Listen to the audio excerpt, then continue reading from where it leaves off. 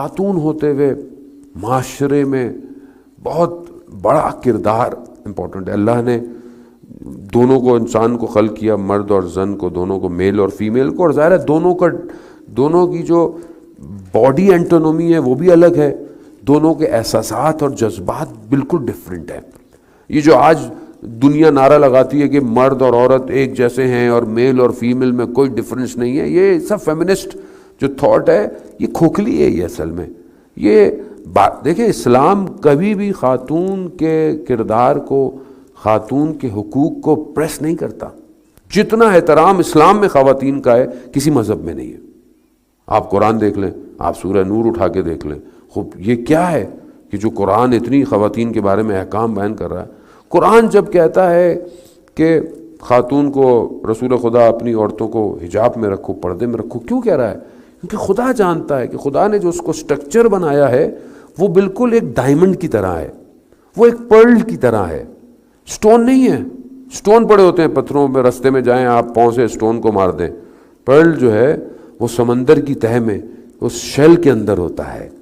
خدا نے اس کو خلق کیسے کیا ہے. خاتون بالکل ایسی ہے، اس کا کردار، اس کے اندر نزاکت، اس کے اندر فیلنگ، احساسات بالکل الگ ہیں.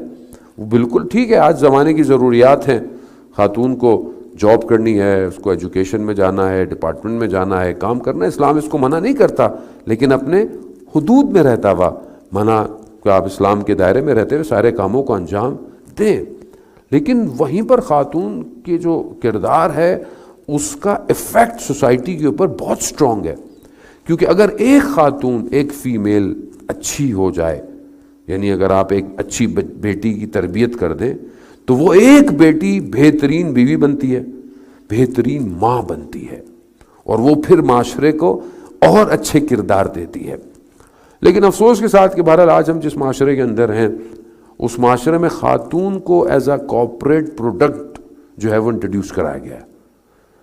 ورلڈ وار 1 کے بعد، جب ورلڈ وار 1 ہوئی تو اس کے بعد سارے مرد تو جنگوں میں چلے گئے، تو اب کیا کریں؟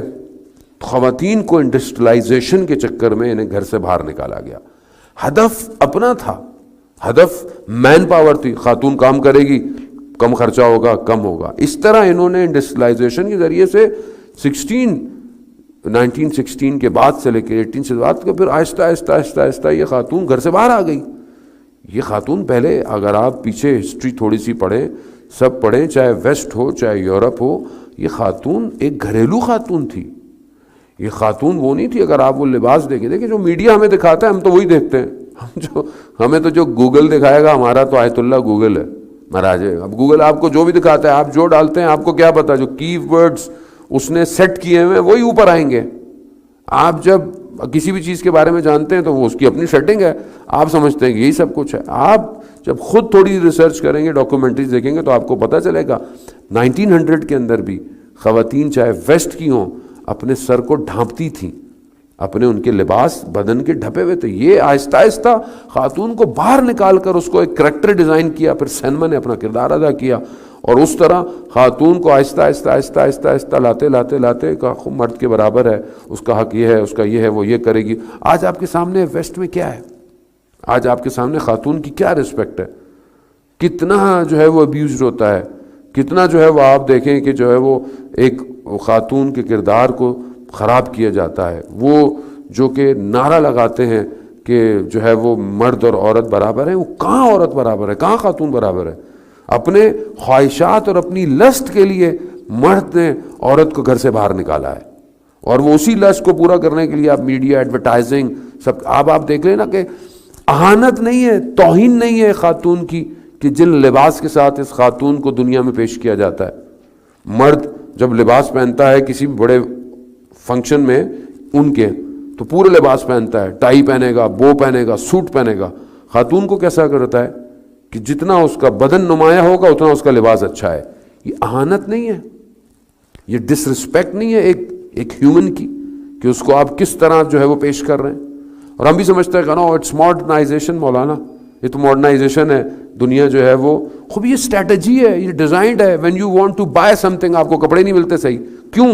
کیونکہ پیچھے انڈسٹری کام کر رہی ہے، پیچھے برین کام کر رہا ہے کہ بازار میں کپڑے ہی ایسے لاؤ کہ آپ بولتے ہیں وہ میری بیٹی ہے، اور آپ بولتے ہیں وہ اس کو حجاب کراؤ، بولے شارٹ سلیوز ہے، کپڑے ہی ایسے ہیں، ٹائٹس ہے، یہ ساری چیزیں کیوں ہیں؟ یہ سب ڈیزائنڈ ہیں. ہم سمجھتے ہیں اتفاقی کچھ نہیں ہے اس دنیا کے اندر. اس دنیا جس میں ہم رہتے ہیں کارپوریٹ ورلڈ ہے. یہاں MNCs کام کر رہی ہیں، یہاں سب کام ہوتا ہے. یہاں پر ٹی وی کمرشل سے لے کر پروڈکٹ کی لانچ تک سب سے آگے خواتین ہیں. چاہے وہ مرد کی چیز بیچ رہی ہو لیکن خاتون ماڈل ہے. کیوں ہے؟ they want، وہ چاہتے ہیں کہ اس کو ایز اے پروڈکٹ استعمال کرے، اپنے پروڈکٹ کو بیچے اس کے بعد کرے. یہ ہے دنیا آج کی کہ جو کہتی ہے کہ خاتون جو ہے وہ مرد کے برابر ہو، ہماری مرضی ہم کچھ بھی کریں.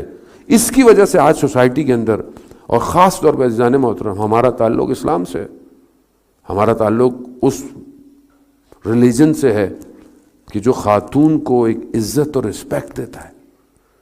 وہ گھرانے سے ہمارا تعلق ہے کہ جب شادی ہوئی امام علی علیہ السلام کی اور حضرت فاطمہ سلام اللہ علیہا کی، اللہم صل علی محمد، کہ جب شادی ہوئی تو جب رسول خدا گھر میں آئے تو کیا کہا رسول خدا نے؟ علی آپ کا کام گھر کے باہر اور فاطمہ آپ کا کام گھر کے اندر ہے. تو بی بی کہتی ہیں کہ میں کتنی خوشحال ہوں بابا کہ آپ نے جس طرح کام کو ڈسٹریبیوٹ کیا ہے. خوب سوال پوچھا شخص خود رسول خدا کہ ایک خاتون کے لیے، ایک فیمیل کے لیے سب سے زیادہ امپورٹنٹ کیا ہے؟ مسجد نبوی ہے، سب بیٹھے ہوئے، کسی نے جواب نہیں دیا. امام علی اٹھے، گھر گئے اور یہی سوال انہوں نے بی بی سے کیا کہ ایک خاتون کے لیے، ایک لیڈی کے لیے سب سے بیسٹ کیا ہے؟